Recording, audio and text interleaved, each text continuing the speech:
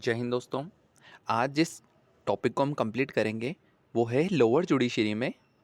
अभी lower judiciary में क्या स्ट्रक्चरल वीकनेस है, मतलब कि इतना वीक क्यों है, क्यों यहाँ पे पेंडेंसी वो ज़्यादा है, स्टेग्नेशन है। स्टेग्नेशन का मतलब होगा यहाँ पे कि यहाँ पे इतने सारे केसेस आज भी क्यों अटके हुए हैं, वो केसेस में जजमेंट जल्दी क्यों नहीं आता है, और लिटिगेशन की क्राइसिस क्या चल रही है, वो हम सब कुछ देखेंगे। बट उससे पहले देखने के लिए हमें इंडियन का जुडिशियल सिस्टम ही समझना पड़ेगा पूरा। इंडिया में जुडिशियल सिस्टम किस तरह से होता है। एक होता है सुप्रीम कोर्ट जो इस पर टॉप पे होता है, उसके बाद आते हैं हाई कोर्ट्स, उसके लोअर से छोटे होते हैं लोअर कोर्ट्स है, ठीक है ना। मतलब कि फॉर एग्जांपल दो पार्टी है, ठीक है ना, ए और बी कोई पार्टी है, और ए के खिलाफ में जजमेंट आ गया कि हाँ कि ए यहाँ पे दोषी है और बी को जस्टिस मिल गया। यहाँ पे बात समझ में आ गई। तो ए क्या करेगा ना, वो हाई कोर्ट चला जाता है, वो कहता है कि सर कि मेरे को फालतू फंसा जाता, मुझे अननेसेसरी अपराधी बना गया है, तो मुझे अब आप जस्टिस दीजिए। तो वो हाई कोर्ट चला जाता है, और हाई कोर्ट में भी इसको अगर न्याय नहीं मिलता है तो ये कहा जाता है सुप्रीम कोर्ट में आता है। इसलिए इंटीग्रेटेड है। समझ में आ गया। थोड़ा हम लोअर कोर्ट का समझते हैं कि लोअर कोर्ट क्या बीमारी होती है। जैसे कि जयपुर में है ना, दो कोर्ट है, एक तो हाई कोर्ट है और जयपुर का खुद का एक लोअर कोर्ट भी होगा, बिल्कुल होगा। तो जयपुर के लोअर कोर्ट होता है ना, ये थोड़ा समझते हैं यहाँ पे। आप इस बिल्डिंग में जाएंगे ना जयपुर में, तो इस बिल्डिंग में ना 50 छोटी छोटी बिल्डिंग्स बनी हुई है। मतलब कि अगर ये पूरा परिसर को मैं कहूँगा ना कि दिल्ली का ये डिस्ट्रिक्ट कोर्ट है, लोअर कोर्ट है, तो यहाँ पे अलग अलग कोर्ट्स बनी हुई है। एक कोर्ट होगी किसकी होगी, जो होम कोर्ट होगी, मतलब कि घर के जो होते हैं ना 498 वगैरह लड़ते हैं, वो सारे केसेस लड़ती होगी। एक कोर्ट कौन सी होगी, जो इनकम टैक्स के केस लड़ती होगी। एक केस कौन सी होगी, जो मर्डर के केस देखती होगी। एक केस कौन सी एक कोर्ट कौन सी होगी, जो कि ईडी वगैरह केसेस देखती होगी। मतलब कि एक ही कोर्ट के अंदर बहुत सारी छोटी छोटी कोर्ट्स भी बनी हुई होती है। ये बात बिल्कुल सही है, जो कोर्ट जाते हैं उनको पता लग गया होगा। लेकिन इनमें एक सबसे बड़ी कोर्ट होती है, उसको बोलते हैं डिस्ट्रिक्ट जज, उसको बोलते हैं डीजे। ये डिस्ट्रिक्ट जज क्या होता है ना, फॉर एग्जांपल जैसे कि दो पर्सन थे, ए और बी, ठीक है ना। इनके बीच में रेंट का कुछ लफड़ा चल रहा था कि ए ने क्या किया कि बी की दुकानों किराया ले लिया, लेकिन ए अब अपना महीने के महीने किराया नहीं दे रहा है। तो ए और बी क्या चल के कोर्ट चले गए। तो ए को दोषी ठहराते कि भाई तुम किराया दो। तो ए अपील कहाँ करेगा, क्या जाते पहले सुप्रीम कोर्ट में कर देगा, क्या सॉरी हाई कोर्ट में करेगा, ये नहीं कर सकता। इसको पहले कहाँ जाना पड़ेगा, डीजे के पास जाना पड़ेगा। समझ में आ गया ना। अगर ये रेंट कोर्ट के पास इनका केस गया है, तो अगर ए हार गया ना, तो ए कहाँ जाएगा, डीजे के पास जाएगा, डिस्ट्रिक्ट जज के पास जाएगा। उसके बाद में ये हाई कोर्ट जाता है, और उसके बाद में सुप्रीम कोर्ट जाता है। समझ में आ गया क्या। इसको क्या बोलेंगे हम, कि ये पूरा का पूरा इंटीग्रेटेड सिस्टम है। समझ में आ गया। लेकिन सर हमने तो सेपरेशन ऑफ पावर पढ़ा था, वो separation of power legislation, execution और जुडिशरी में होता है। ये तीनों में अलग अलग सेपरेशन ऑफ पावर है, कि ये एक दूसरे को रूलिंग में नहीं लेके आएंगे, ये एक दूसरे से इंडिपेंडेंट रहेंगे, वो चीज़ अलग थी, ठीक है ना। जुडिशियल सिस्टम खुद एक इंटीग्रेटेड, सर सब कुछ समझ में आ गया। अब हम आर्टिकल को समझते हैं, ठीक है ना। मतलब कि लोअर कोर्ट में क्या होगा, सबसे पहले कोर्ट्स होंगे छोटे छोटे, उसके बाद में होगा डीजे जिसको डिस्ट्रिक्ट जज बोलते हैं, उसके बाद आएगा हाई कोर्ट, उसके बाद आएगा सुप्रीम कोर्ट। ये बिल्कुल एक्चुअल होता है, ठीक है ना। इसको हम पूरा लोअर कोर्ट समझते हैं, लेकिन ये इस तरह से काम करता है। लोअर कोर्ट में पेंडेंसी के बारे में पढ़ते हैं, इशू क्या है, कंटेक्स्ट क्या है। डिस्ट्रिक्ट कोर्ट में, डिस्ट्रिक्ट कोर्ट कौन से, ये वाले डिस्ट्रिक्ट कोर्ट्स हैं। लोअर कोर्ट्स में आज करीबन 4.25 करोड़ केसेस पेंडिंग पड़े हुए हैं पूरे इंडिया के अंदर में। सुप्रीम कोर्ट ने क्या बोला है ये, कि डिस्ट्रिक्ट कोर्ट का जो स्टेग्नेशन है ना, कि ये जो केसेस अटक गए, इससे पूरा का पूरा जस्टिस सिस्टम स्लो हो जाता है। सही बात है भाई। अगर इनमें से कुछ लोग बाग अपराधी बनेंगे, कुछ लोगों को जस्टिस मिलेगा, जो अपराधी होंगे वो फिर हाई कोर्ट जाएंगे, फिर वो सुप्रीम कोर्ट जाएंगे, ऐसे चलता रहेगा। लेकिन अगर यहाँ जजमेंट ही नहीं मिलेगा, तो पूरा का पूरा जो जस्टिस सिस्टम है वो पूरा का पूरा खत्म हो जाएगा यहाँ पे, ठीक है। सुप्रीम कोर्ट ने खुद ने रीज़न बताएं कि क्यों लोअर कोर्ट में इतनी ज़्यादा पेंडेंसी है, क्यों वहाँ पे जजमेंट नहीं आते हैं। पहला क्या है कि जज का ज़्यादा टाइम वो क्लरिकल काम में चला जाता है। क्लरिकल काम मतलब अटेंडेंस चेक करना, खुद अटेंडेंस लगाना, वकालतनामा पढ़ना, आगे सब कुछ पढ़ेंगे हम धीरे धीरे। सेकंड क्या रीज़न बताया, उन्होंने कहा कि जो जज है वो खुद इनएक्सपीरियंस्ड है। पहले क्या होता था ना, जज बनने के लिए लोअर कोर्ट में भी 10 साल तक कंटिन्यूस आपको एज ए लॉयर प्रैक्टिस करनी पड़ेगी, उसके बाद आप एग्ज़ाम देते थे। लेकिन आज क्या हो गया, जैसे आपने एलएलबी कंप्लीट करी, हैंड टू हैंड एग्ज़ाम दो और आप जज बन गए, ठीक है। तो आपको तो ड्राफ्टिंग और नोटिंग तो आएगी नहीं, वो जो वकीलों की भाषा है तो वो तो आपको समझ में आएगी नहीं। तो लास्ट में क्या होगा, जज क्या करेगा, वो जानबूझ के जजमेंट देगा नहीं, क्या हटाओ यार, मैं अपने सिर पे क्यों लूँ, अगला जज देखेगा, मेरे तब तक ट्रांसफर ही हो जाएगा। और यहाँ पे क्या होता है, मतलब इनएक्सपीरियंस जज काफ़ी ज़्यादा हो चुके हैं। प्रोसीजर लो है, मतलब कि लॉ ही कुछ इस तरह से हैं कि वो अपने आप ही केसेस को अटका देते हैं। मतलब जो सिविल प्रोसीजर कोड्स है ना, ये इस तरह से बनाया गया है, ये खुद ही कानून इस तरह से है कि वो खुद काफ़ी स्लो है और खुद काफ़ी आउटडेटेड है। हम आगे बढ़ेंगे, जैसे कि मैरिज वाला पता है ना आपको, कि मियाँ और बीवी अगर दोनों की दोनों, हस्बैंड और वाइफ दोनों के दोनों तैयार हो ना, उसके बाद भी कोर्ट क्या कहती है, आप 6 महीने तक तो वो कंपनसेशन टाइम देती है कि भई क्या पता आपके बीच में उस समय सुलह हो जाए। अरे उनको करना ही नहीं है सुलह, लेकिन कोर्ट क्या कहना है, हम तो 6 महीने देंगे। तो इस 6 महीने से ये केसेस बढ़ेंगे नहीं बढ़ेंगे? बिल्कुल बढ़ेंगे, पेंडेंसी बढ़ रही है अननेसेसरी। ठीक है, पेंडेंसी क्यों बढ़ रही है? हमने 3 रीज़न ऊपर पढ़े, अब इसको थोड़ा हम डिटेल में पढ़ते हैं। पहले क्या हो जाएगा, जज खुद क्लर्क बन गया आज के टाइम पे। सही बात है। भाई कोर्ट खुलती है 10 बजे, तो 10:30 से 12 बजे तक तो ये सारे के सारे एडमिनिस्ट्रेशन काम करता है। यहाँ कहाँ पे सुनवाई नहीं होती, यहाँ पे ट्रायल होती ही नहीं 10 से 12 बजे तक तो। वहाँ क्या काम होते हैं, समन भेजना, मतलब कि जैसे कि कोई चोर होगा ना, उसके समन भेजेंगे भाई कि आप आइए और आकर के अपना पक्ष रखिए कोर्ट के सामने। तो चोर तो वो थोड़ी समन को एक्सेप्ट करेगा, वो क्या कहेगा, सर मैं तो घर पे था ही नहीं, मुझे तो पता ही नहीं, तो वापस रीसमन जाएगा। तो ये सारे के सारे हम किसको करने पड़ते हैं, जज को करने पड़ते हैं। अटेंडेंस मार्क करना, वो खुद की अटेंडेंस चेक करता है और अपने जूनियर्स की अटेंडेंस चेक करता है। वकालतनामा चेक करता है, मतलब जो ये लॉयर्स होते हैं ना, वो फाइल देते हैं ना आगे पास करते हैं, वो खुद फाइल्स वगैरह को पढ़ता है, क्योंकि जब तक जज खुद फाइल को नहीं पढ़ेगा तो उसको क्या समझ में आएगा कि केस किस बारे में। कॉल वर्क्स छोटे छोटे सारे काम करता है, मतलब कि ये एडमिनिस्ट्रेशन काम करने की वजह से हमारा ट्रायल हो नहीं पा रहा है। मतलब कि ट्रायल का असली जो काम है वो कम हो रहा है और ये फालतू के काम, क्लर्क वाले काम ज़्यादा हो रहे हैं। सही बात है। सेकंड क्या रीज़न बताया सुप्रीम कोर्ट ने, कि इनएक्सपीरियंस जज बहुत ज़्यादा हो गए। पहले क्या होता था, जो मैंने बताया था कि 10 साल तक आपको एडवोकेट का एक्सपीरियंस लेना पड़ता था, उसके बाद आप एग्ज़ाम देते थे और उसके बाद आप जज वगैरह बनते थे। तो आपकी जो ड्राफ्टिंग होती है वो काफ़ी स्ट्रॉन्ग हो जाती है और प्रोसीजर जो नॉलेज होता है वो भी काफ़ी बेटर होता है। सही बात है। अगर आपने 10 साल तक एज ए लॉयर काम किया ना, तो आपको सब कुछ दाव पेच पता है। आपको पता है किस तरह से नोटिंग करनी है, किस तरह से कागज़ वगैरह बनाने हैं, सब कुछ पता है आपको। लेकिन आज क्या हो रहा है, सीधी एंट्री होती है, आप एग्ज़ाम दोगे आरजीएस का या फिर अपने स्टेट वाले का और सीधा का सीधा आप जज बन जाएंगे। उससे आपकी ड्राफ्टिंग, आपका ऑर्डर राइटिंग, आपका कॉन्फिडेंस काफ़ी लो हो जाएगा और उससे केसेस लो होंगे। सही बात है। जज किए गए, यार मैं अपने सिर पे क्यों लूँ, नया जज अगर जजमेंट देगा मैं तो जब तक मेरा ट्रांसफ़र हो जाएगा। ये मेरे खुद के बहुत सारे फ्रेंड्स हैं जो आरजेएस है, वो यही सोचते हैं। वो ये सोचते हैं यार कि कोशिश ये करते हैं, वो जज क्या सोचते हैं कि यार कि हम ये जजमेंट क्यों दें, अगला जज आएगा वो देता रहेगा, तब तक तो मेरा ट्रांसफ़र हो जाएगा। और आधे जज तो इतने होशियार होते हैं, वो क्या करते हैं, वो जानबूझ के एडजमेंट देते रहते हैं और जब से एडमिशन देते हैं ना, तब तक वो क्या करते हैं, तब तक वो आईएएस की तैयारी करते रहते हैं। वो एडजमेंट इसलिए दे रहे हैं क्योंकि उनको टाइम मिले आईएएस की तैयारी करने के लिए। ये रियल फैक्ट्स हैं। मेरे बहुत सारे फ्रेंड्स इस तरह से वो ये बताते हैं मुझे। और क्या होता है कि यहाँ पे सुप्रीम कोर्ट ने कहा कि प्रोसीजर की वजह से पूरा का पूरा जो मशीनरी है इंडियन सिस्टम की, इंडियन जुडिशियल सिस्टम की, वो काफ़ी डिले हो चुकी है। कैसे, सीपीसी मतलब कि सिविल प्रोसीजर कोड होता है ना, इसमें इतनी टेक्निकलिटीज़ है, मतलब इतने सारे रूल्स है, इतने सारे दाव पेज है, उससे जो सिंपल केस भी होता है ना वो काफ़ी लंबा हो जाता है। कैसे, समन्स वगैरह भेजना, भाई जज क्या करेगा, सबसे पहले समन भेजेगा चोर को कि भैया कि चोर आपने आके पक्ष दीजिए, लेकिन चोर क्या करेगा कि वो समन को कलेक्ट ही नहीं करेगा। अगर आप डाके से भी भेजेंगे ना, तो क्या कहेगा, सर मैं तो घर पे था ही नहीं, तो डाके बेचारा वापस ले जाएगा उस डाक को, तो कोर्ट अगेन वापस भेजेगा। तो इससे क्या होगा, अननेसेसरी समन डिले हो रहा है। मल्टीपल अपील, अगर किसी चोर को अपराधी बता दिया कि भाई कि तूने अपराध किया है, तो क्या करेगा, अगेन वो डीजी के पास चला जाएगा, डिस्ट्रिक्ट जज के पास में, और एक नई अपील डाल देगा, सर मेरे को तो फालतू फंसा दिया। तो ये इससे क्या हो रहा है कि इससे सारा के सारा पेंडेंसी बढ़ रही है। और क्या होगा, एग्जीक्यूशन में सालों लग जाते हैं। एग्जीक्यूशन क्या होता है, मैं बता देता हूँ। जैसे कि 2 भाई है, 3 भाई है, राम, श्याम और मान लेते हैं एक लड़की गीता है, ठीक है ना। उनकी एक प्रॉपर्टी है जो कि ऐसे हाईवे से जा रही है, ठीक है। इनके फादर एक्सपायर हो गए, तो ये प्रॉपर्टी इन बच्चों में बटेगी, बिल्कुल बटेगी जी। मान लो इनकी मदर भी एक्सपायर हो गई, इनके फादर भी एक्सपायर हो गए, मान लो। तो अब ये तीनों के तीनों जो प्रॉपर्टी है ये पूरी इन तीनों में बटेगी। तो कोर्ट क्या करेगी ना, राम को मान लेते हैं कि 50% दे दिया, शाम को मान लेते हैं कि 20% दे दिया, गीता को मान लेते 30% दे दिया, ठीक है ना। ये किसी भी कारण से दिया होगा, मान लेते हैं 50% दिया।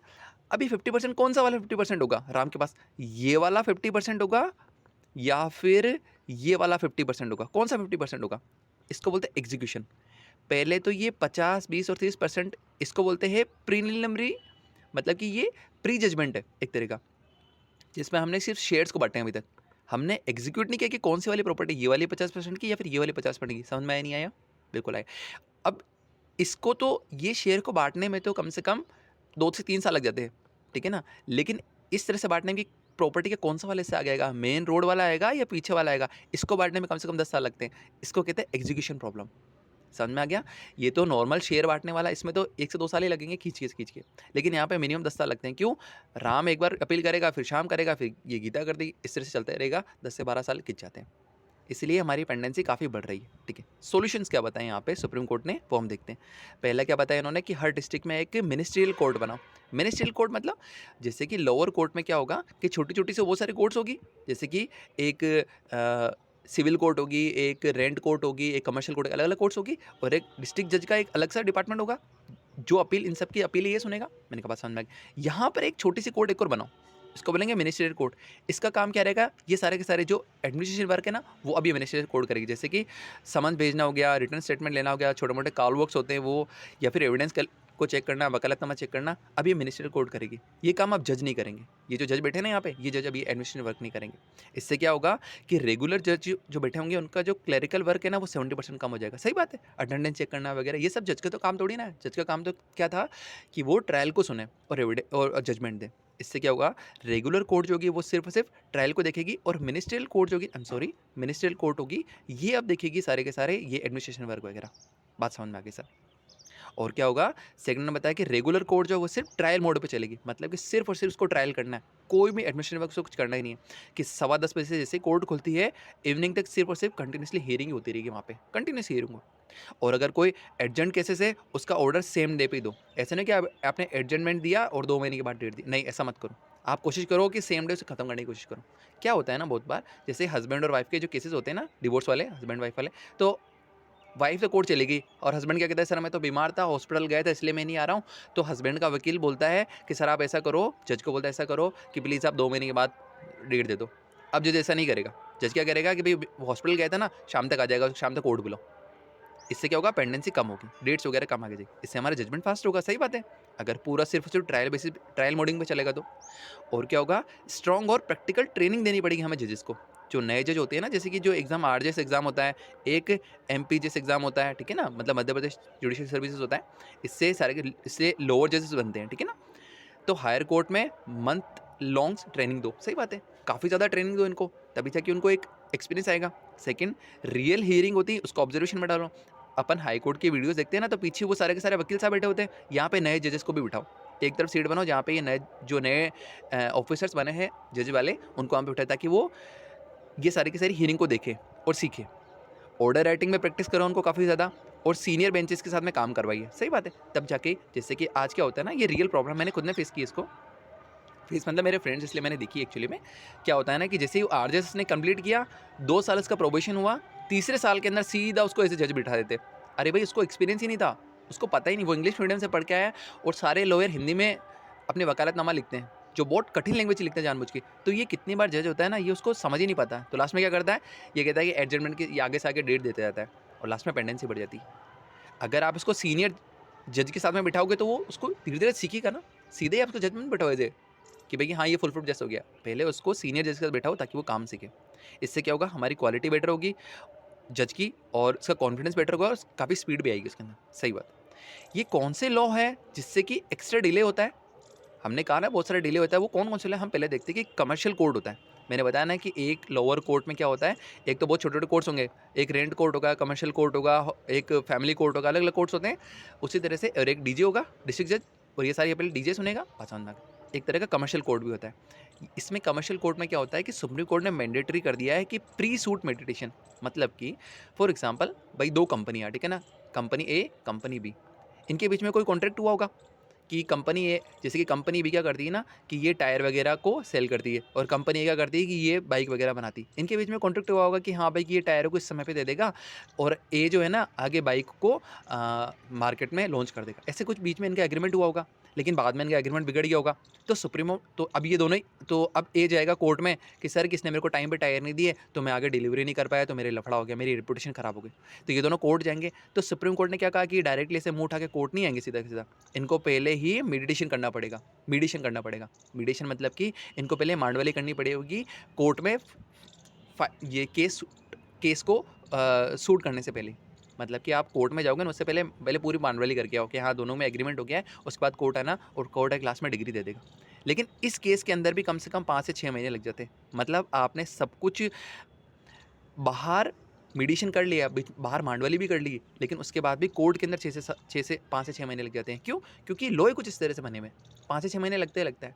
मतलब आपको सब कुछ क्लियर है, दोनों पार्टी एग्री हो गई, ए और बी एग्री हो चुकी, बाहर मीडिएशन उन्होंने कर भी लिया है कि कुछ सेटलमेंट भी कर दिया उन्होंने, उसके बाद भी कोर्ट कहेगी नहीं हमें कम से कम 5 से 6 महीने लगेंगे, तो इससे पेंडेंसी बढ़ ही रही है।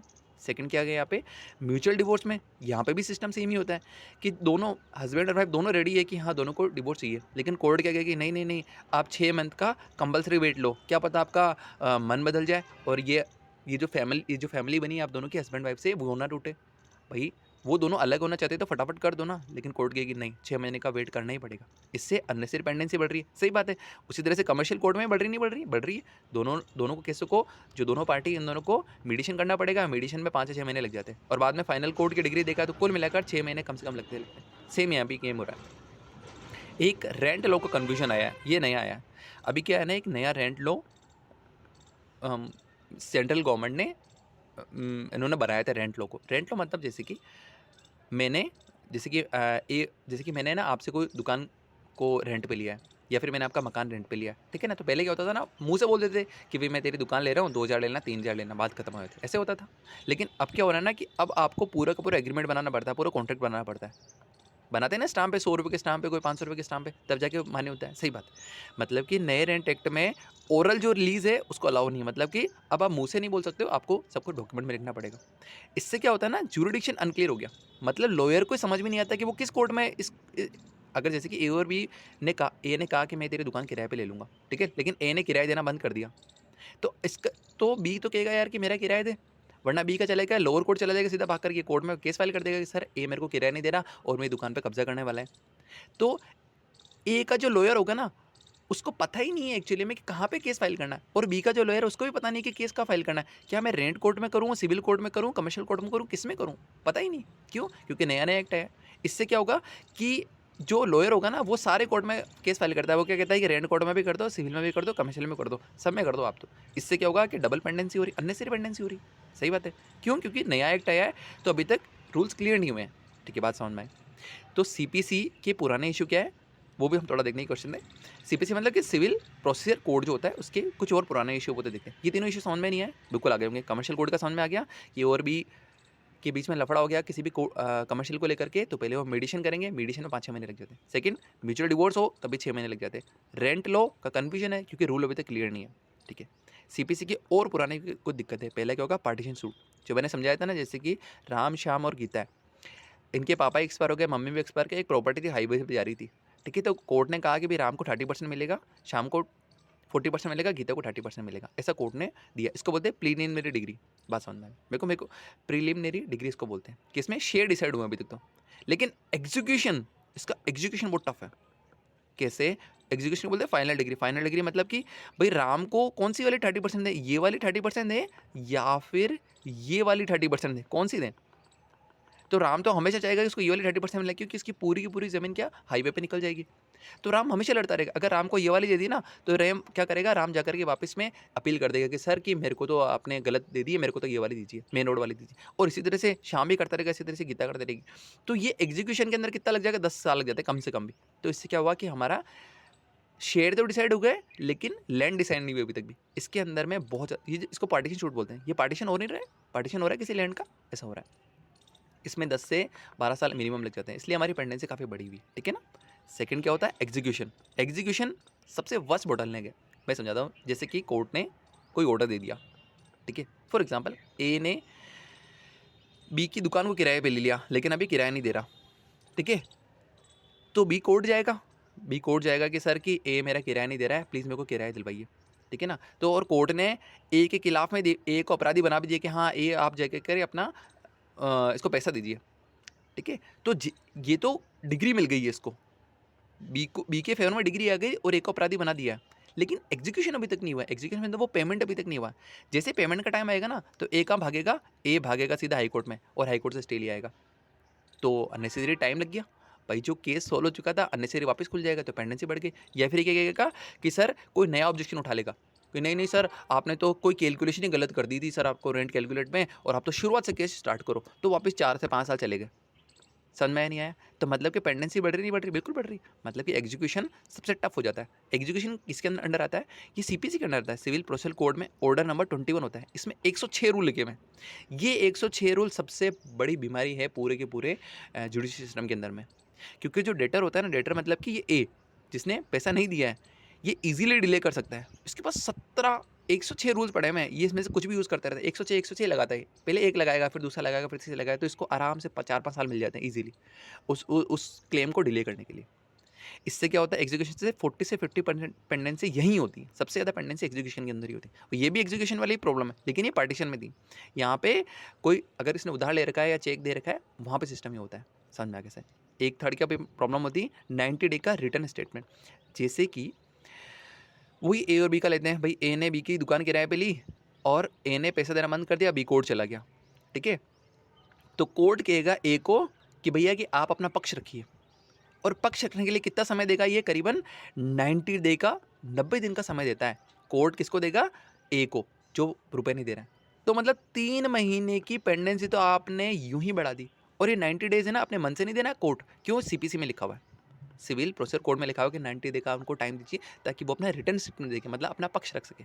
भैया आपने 90 दिन क्यों लिया? 3 दिन दे दो। तो मतलब आपने 3 मंथ की तो पेंडेंसी बढ़ा दी ना। इस तरह से पेंडेंसी बढ़ती है। क्यों? क्योंकि सीपीसी में ये सारी बीमारियां लगी हुई है। तो जज चाहकर भी पेंडेंसी को कम नहीं कर सकता है। उनको टाइम देने पड़ेगा, एग्जीक्यूशन में देना पड़ेगा। क्यों? वो जाकर के हाई कोर्ट से स्टे ले आएगा, कह देगा सर कैलकुलेशन मिस्टेक थी, या फिर इस तरह के अगर भाई बहनों में पार्टीशन होगा तो फिर तो हालत ही खराब हो जाती कोर्ट की भी, क्योंकि कोई कहता है मुझे ये वाली दो, कोई कहता है मुझे ये वाली दो, तो लफड़ा हो गया। और 90 डे का रूल बना हुआ है सीपीसी के अंदर में, तो अगेन दिक्कत रहती है। हाइड जुडिशरी क्या कर सकती है इसके अंदर, मतलब सुप्रीम कोर्ट या हाई कोर्ट वगैरह क्या कर सकती है ये सारी पेंडेंसी को खत्म करने के लिए? पहले क्या होगा कि ट्रायल ही नहीं, प्रोसीडिंग को भी ईजी करना पड़ेगा। सही बात है। प्रोसीडिंग मतलब ये 90 दिन वाले रूल जो होंगे, 90 डेज के रिटर्न स्टेटमेंट, इसको खत्म करो, इसको 9 दिन में लेके आओ। आप 6 मंथ का जो म्यूचुअल डिवोर्स में होता है, 6 मंथ मैंने कहा 6 दिन ही करो, ताकि पेंडेंसी कम हो। सेकंड क्या होगा, प्रोसीजर लॉ उसको मॉडर्नाइज करने की जरूरत है। ये सारे जो प्रोसीजर लॉ है, ये सारे लॉज है ना, पार्टीशन वगैरह, एग्जीक्यूशन, इनको सारे मॉडर्नाइज करो, मतलब कि इनको थोड़ा सिंप्लीफाई करो, अदरवाइज टाइम लगता ही जाएगा। प्रैक्टिकल ट्रेनिंग इंप्रूव करो जज वगैरह की, अदरवाइज जज को अगर प्रैक्टिकल नॉलेज नहीं होगी तो कोई फायदा नहीं होगा उसका। डिस्ट्रिक्ट जज होंगे, उनको क्लियर काम से मुक्त करो। सही बात है, मिनिस्ट्रियल कोड बना दो, ताकि मिनिस्ट्रियल कोड एडमिशन वर्क करेगा और जज वगैरह क्या करेंगे, सारा का सारा ये जजमेंट वगैरह देंगे। सीपीसी सिविल प्रोसेस कोड में जो भी हाई फ्रिक्शन एरिया है, मतलब ये सारे 90 डेज वगैरह, इन एरिया को सिंप्लीफाई करने की नीड है। अगर मैं बॉटम लाइन देखूँ एक लाइन के अंदर में, कि डिस्ट्रिक्ट कोर्ट में जो पेंडेंसी हो रही है ना, उसका रियल रीज़न क्या है? क्योंकि जज क्लर्क बन चुके हैं। सेकंड, जो सीपीसी वो काफ़ी आउटडेटेड है, 90 दिन के अननेसेसरी टाइम देते हैं वो रिटर्न स्टेटमेंट के लिए, या फिर 6 मंथ का वो म्यूचुअल डिवोर्स में देते हैं। ये पुराने टाइम हो गया, ठीक है ना, इनको नया मॉडर्नाइज करने की नीड है। इनएक्सपीरियंस रिक्रूट्स हैं, मतलब कि नए नए जो जज आ रहे हैं उनको एक्सपीरियंस ही नहीं है। इसका सोल्यूशन क्या पता है? कि मिनिस्ट्रियल कोड बनाओ, ताकि क्लर्क सारा खत्म हो, अच्छी ट्रेनिंग दो ताकि उनको एक्सपीरियंस आए, और ट्रायल ओनली फंक्शनिंग हो, मतलब कि जो रेगुलर कोर्ट्स है वो सिर्फ और सिर्फ ट्रायल को सुने, केसेस को सुने, ये फालतू काम ना करे, अटेंडेंस वगैरह चेक वो ना करें। इस और प्रोसीजर को ओवरऑल करो, ओवरऑल मतलब कि बिल्कुल चेंज करो, पूरा नया प्रोसीजर लेके आओ, सुप्रीम कोर्ट के लिए आ गया, अदरवाइज दिक्कत आती ही रहेगी। Thank you.